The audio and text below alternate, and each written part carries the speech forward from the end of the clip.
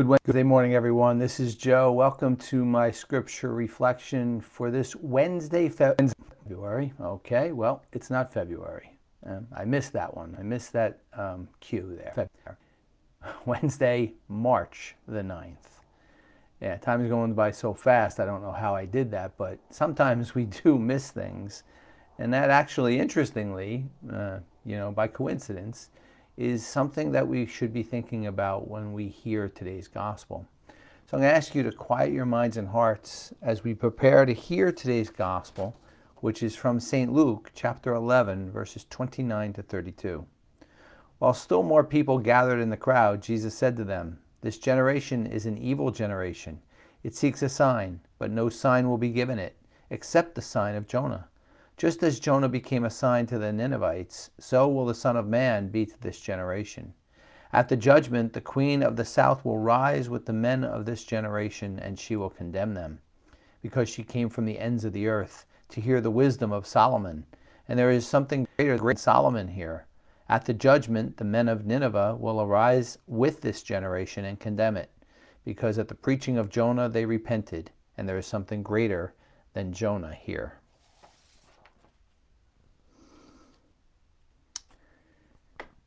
So obviously Jonah was a sign. He was given a sign. Jesus said that this generation will not be given a sign, but that doesn't mean they're not there for us to seek out and not miss as we go through life. Right? Jesus is doing what he always does. He doesn't hand things to us on a silver platter. He makes us do some of the work. And we need to do that work in our life to see where our faith is going. So no, he will not be given a sign to us, but we will be able to see signs. And then it comes down to, well, okay, what do these signs mean? What do the signs that I'm seeing today mean? Well, that's where patience comes in, my friends. Because I'd like you to consider for a moment that if you're driving in a car, and it says slippery roads ahead, well, you don't have to do anything now, but you sure have to be concerned as you drive ahead. So signs today might be something symbolic for us to consider tomorrow. It will be things for our awakening, something to jog us and say, let me stay on the straight and narrow. If we see a sign that says something like, deer ahead, and there are no deer, that doesn't mean that they might not appear later on. It's something to jog our mind and say, okay, let me be cautious. Let me be mindful here of where I'm going and what I'm seeing. And if it doesn't happen now, it may happen in a year or a month.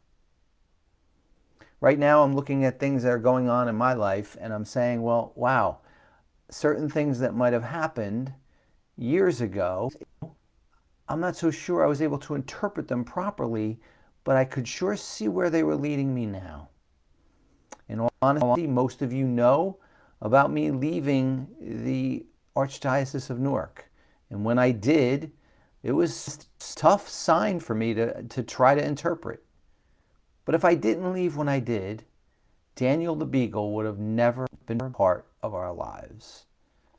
Well, he was an amazing part of my life for 10 years. So that sign, I wouldn't have been able to see what was coming 10 years down the road.